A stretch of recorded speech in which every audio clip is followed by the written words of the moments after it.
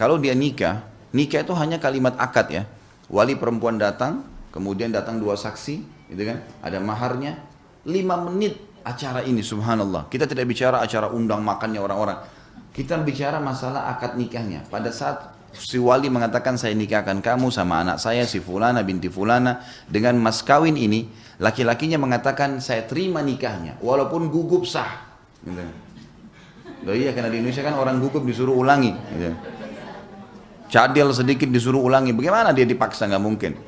Dan kalaupun dia mengatakan saya terima saja, sudah cukup.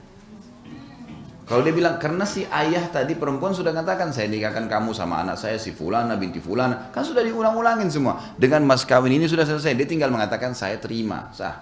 Kalau dia mengatakan saya terima nikahnya fulana binti fulana dengan mas kawin, itu pelengkap saja. Setelah itu orang semua tahu akan terjadi hubungan biologis, gitu kan? Coba pada saat mereka lakukan biologis, dua-duanya dalam kondisi tenang, gembira, kan gitu. Tahu ini tidak ada sesuatu yang aib bagi mereka. Mereka lakukan dimulai dengan ketenangan dan cinta, diakhiri tentu dengan kenikmatan. Dan kalau si perempuan hamil, apa yang terjadi?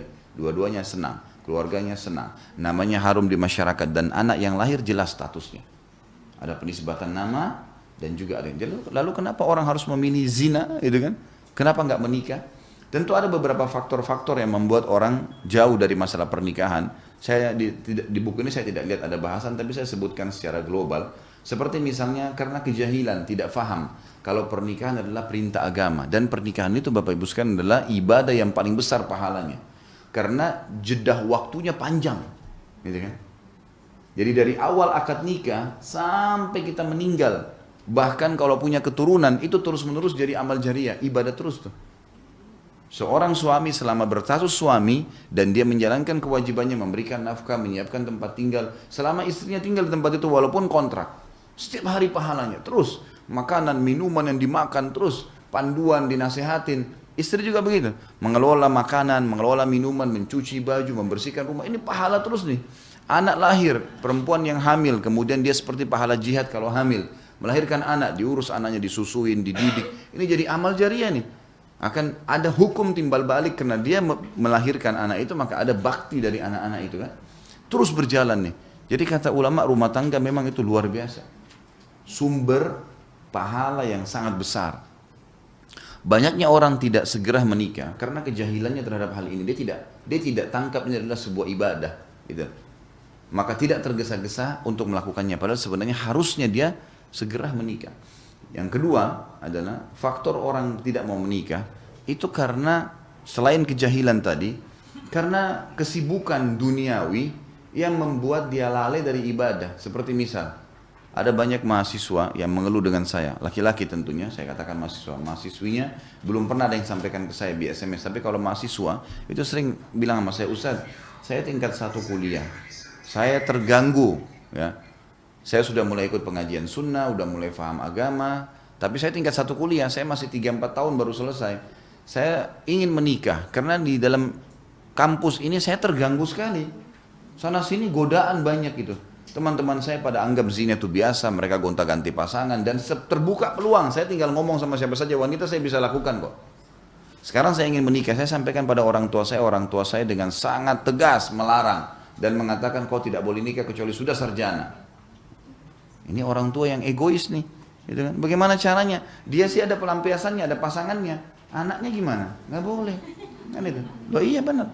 Sebab ada anak-anak nanti, ada mungkin kalau teman-teman nanti kalau punya anak sudah mulai besar, Anda lihat rasa ada anak-anak yang bisa ngontrol syahwatnya, bisa sampai sarjana, dia luar biasa sampai sarjana sampai kerja bisa ngontrol diri, itu lain, ada. Tapi nggak semua begitu. Umumnya manusia ada yang tidak bisa, bergejolak.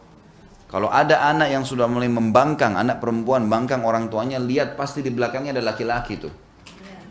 Kalau ada perempuan yang sudah bangkang itu adalah laki-laki. Kalau laki-laki sudah mulai kurang ajar sama orang tua, ada perempuan di belakangnya. Subhanallah. Karena ini memang sudah begitu. Fitnah yang paling besar bagi laki-laki perempuan, fitnah perempuan adalah laki-laki. Gitu ya?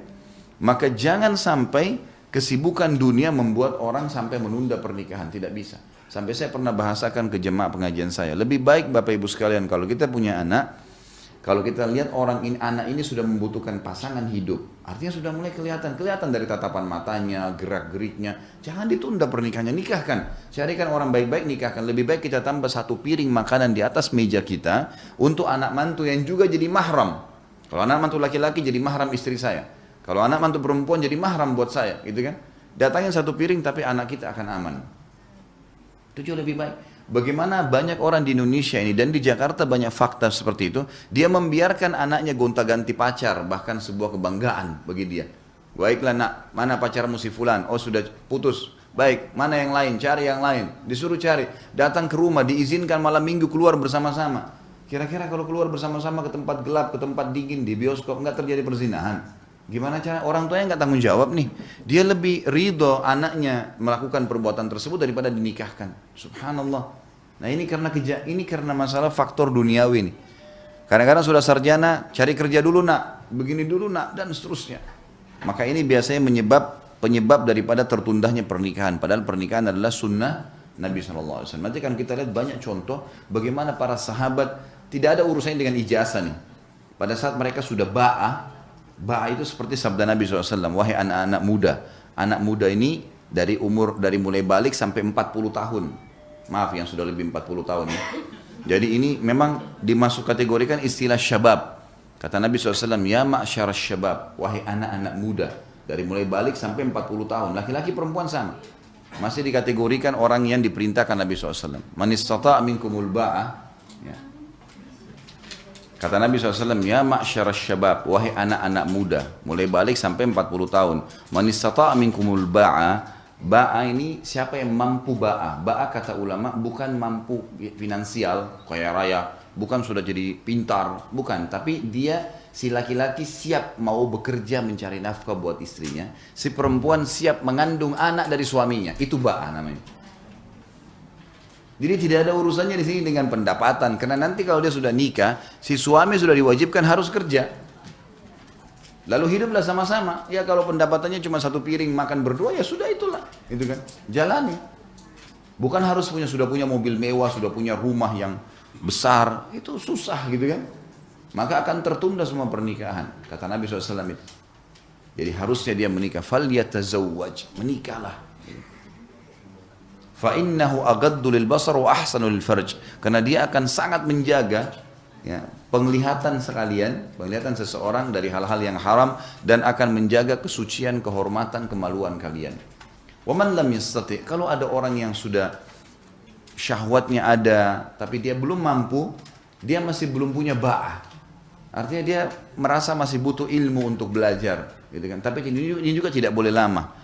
Kata Nabi SAW, fa'alaihi bis-saum, dia harus puasa. Fa'innahu lahu wija, karena dia akan menjadi penolong baginya. Untuk sementara meredam syahwatnya.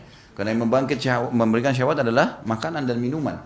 Maka itu akan redam kalau seseorang puasa, karena tidak banyak mengkonsumsi makanan dan minuman. Ini yang dimaksud, tapi ini pun dalam batas waktu tertentu.